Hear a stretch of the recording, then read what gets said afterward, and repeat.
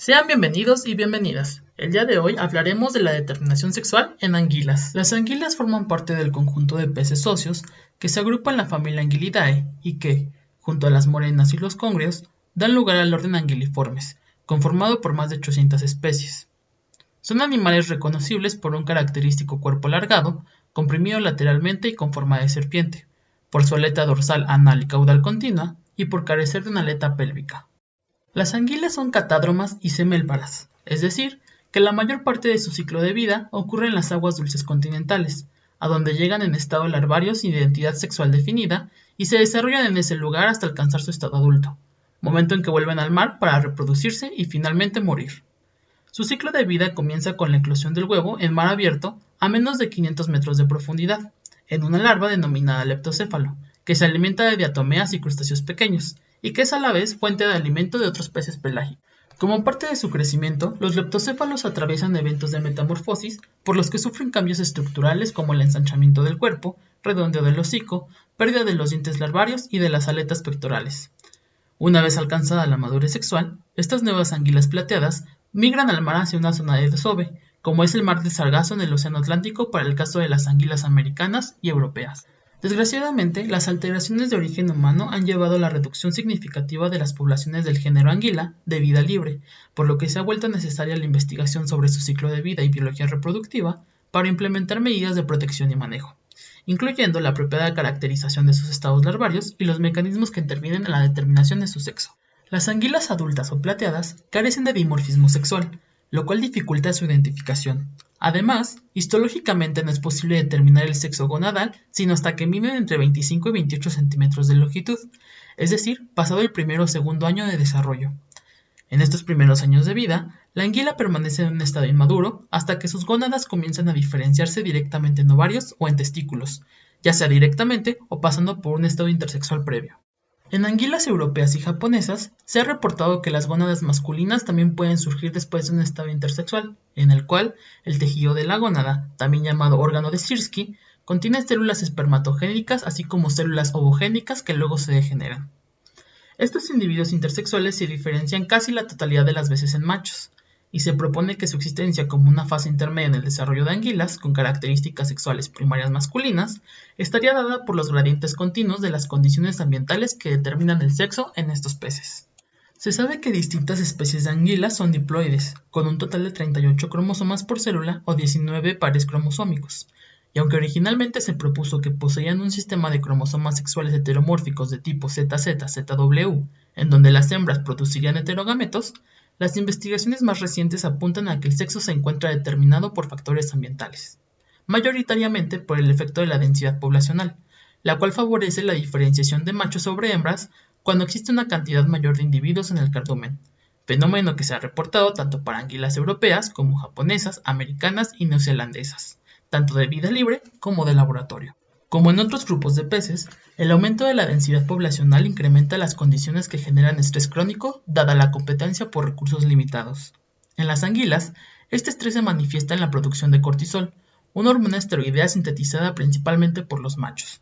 El cortisol es capaz de modificar la producción de esteroides por parte de las gónadas, dado que al unirse a su receptor glucocorticoide, forma un complejo que se ancla al promotor del gen de la aromatasa CYP19A1, enzima que convierte la testosterona en estradiol, inhibiendo su expresión y disminuyendo la concentración de estrógenos, y además aumentando la expresión de genes masculinizantes como DMRT1A. Este fenómeno se ha documentado también en otros peces como las truchas, las carpas y los pejerreyes, en donde el aumento de cortisol detona un incremento en la síntesis de 11-ketotestosterona, además de reducir la síntesis de estrógenos, lo cual tiene un efecto fundamental en el proceso de masculinización de las larvas sexualmente no diferenciadas. Es decir, entre mayor es la cantidad de anguilas en el cardumen, mayor es la cantidad de cortisol en el ambiente, mismo que es absorbido por las larvas no diferenciadas e induce su diferenciación como machos. Se ha postulado que la síntesis de cortisol puede ser el mecanismo intermediario que permite que, en condiciones favorables y con reservas energéticas suficientes,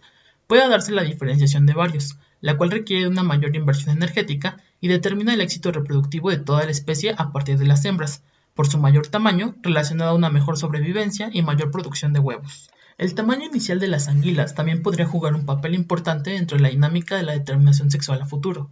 pues se ha observado que poblaciones de larvas más grandes tienden a producir mayor cantidad de hembras, mientras que las más chicas producen más machos. Esto considerando que una larva con menor tamaño inicial adquiere tasas de crecimiento más rápidas y viceversa, de tal suerte que las larvas más grandes crecen más lento pero tienden a tamaños más grandes, que son especialmente favorables si estos individuos son hembras. Bajo estos hallazgos, el tamaño inicial de la larva también es un elemento que juega a favor en contra del desarrollo sexual, considerando la variable poblacional de las anguilas. En un ambiente de recursos escasos, aquellas inicialmente más grandes y con tasa de crecimiento más lentas serían las favorecidas para diferenciarse en hembras, mientras que las inicialmente más pequeñas y con tasa de crecimiento rápida se convertirían en machos. Un tercer factor ambiental involucrado es la temperatura. En experimentos de laboratorio se ha visto que las variaciones de esta condición afectan la composición poblacional de sexos. Al ser las anguilas organismos ectotermos, la temperatura afecta directamente su tasa de crecimiento. A 17 grados centígrados se obtuvieron individuos machos de menor talla que individuos intersexuales, mientras que a 24 grados centígrados los individuos intersexuales presentaban menor talla que los machos. Además, otros análisis en poblaciones de anguilas, con rangos de temperatura diferentes, confirmaron que la diferenciación sexual ocurre antes en ambientes que favorecen la tasa de crecimiento, variando en temperaturas entre 10 grados a 30 grados centígrados, donde las gónadas intersexuales se desarrollarían a partir de ovarios tempranos y todos los testículos directamente del órgano intersexual.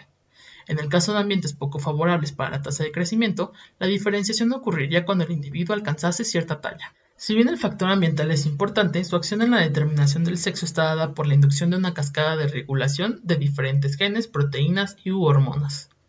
En un estudio con anguilas japonesas de vida libre, se encontró que los genes candidatos GSDF, AMH, FOXL2B y FOXL3B mostraron alto grado de expresión en testículos, mientras que los genes FIGLA, SOX3, FOXN5, SAR1 y ZP3 se expresaron con mayor intensidad en los ovarios.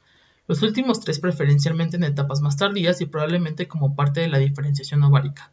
También se analizaron los transcritos de los genes CYP19A1 y FOXL2A, aunque estos no mostraron diferencias de expresión entre ovarios y testículos, a pesar de que en hembras sus niveles fueron mayores durante las etapas tempranas. Con anguilas de la misma especie también se analizaron los patrones de expresión para algunos de los genes candidatos anteriores y otros adicionales, comparando por etapas de diferenciación gonadal entre machos y hembras inducidas artificialmente por la administración de estradiol, para entender el efecto de estas hormonas sobre genes sexuales específicos.